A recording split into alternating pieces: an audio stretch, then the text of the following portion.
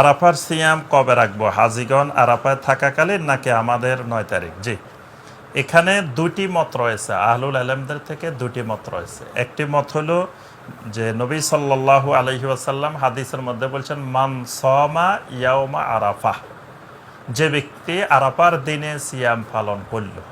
এখানে নবী সাল্লাল্লাহু আলাইহি ওয়াসাল্লাম 9 তারিখ বলেন নাই, কিন্তু কোনো তারিখ বলেন নাই, বলছেন ইয়াউমে আরাফা। তো সুতরাং আরাফা পৃথিবীতে একটাই, যেদিন আরাফার ময়দানে হাজিরা সমবেত হয় সেই দিনটাই ইয়মে আরাফা। তো সুতরাং একটা মত হইল যে যেদিন হাজিরা আরাফার ময়দানে যাবেন সেদিন ইয়মে আরাফা।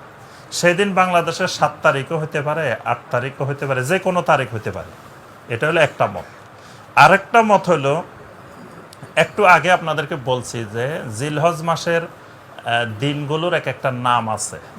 8 তারিখকে বলা হয় ইয়মুত তারবিয়া, 9 তারিখকে বলা হয় ইয়মে আরাফা, 10 তারিখকে বলা হয় ইয়মুন নাহার, 11, 12, 13 এগুলোকে বলা হয় আইয়ামুত তাশরিক। এক একটা নাম বলছি না? তো তাহলে ইয়মে আরাফা বললে অটোমেটিক 9 তারিখকে বোঝায়।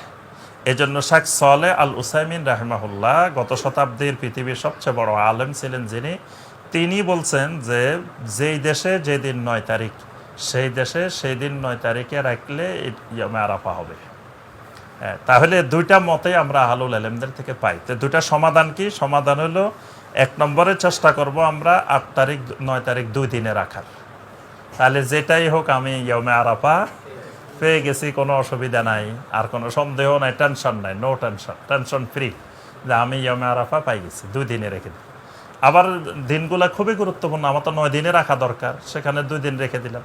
আরেকটা হলো, যদি না রাখতে পারি তাহলে যিনি ইয়মে আরাফা রাখছেন তিনিও আরাফার সওয়াব পাবেন, যিনি 9 তারিখে রাখছেন উনিও পাইবেন, কোনো অসুবিধা নেই। যে কোনো একদিন রাখলে চলবে, হয় বাংলাদেশের 9 তারিখ অথবা ওখানে যেদিন ইয়মে আরাফা হাজিরা আরাফা একত্রিত হয়েছেন, বাস এই দুইটাই আমল করলে যিনি যেটাই আমল করবেন উনি ইয়মে আরাফা পাবেন ইনশাআল্লাহ।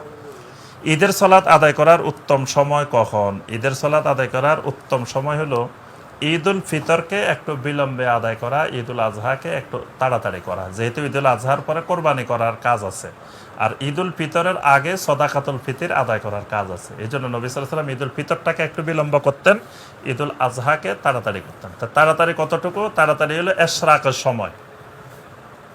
এশরাকের সময় যেমন সূর্য ওঠার 20 মিনিট পরে আমরা কি করি? এশরাকের সালাত আদায় করি। তো ঠিক ঈদুল আজহার নামাজটাও হবে সূর্য ওঠার এই 20-25 মিনিট পরেই ঈদুল আজহার সালাত হবে। আর ঈদুল ফিতরটা আরেকটু দেরি, হয়তো 40 মিনিট 45 মিনিট দেরি করে। এটাই হলো ঈদুল ফিতর এবং আজহার আদায়ের উত্তম সময়। তো এজন্য এর থেকে আগে পরে হলে অসুবিধা নাই, কিন্তু বেশি বিলম্ব করা এটা সুন্নতের খেলাফ।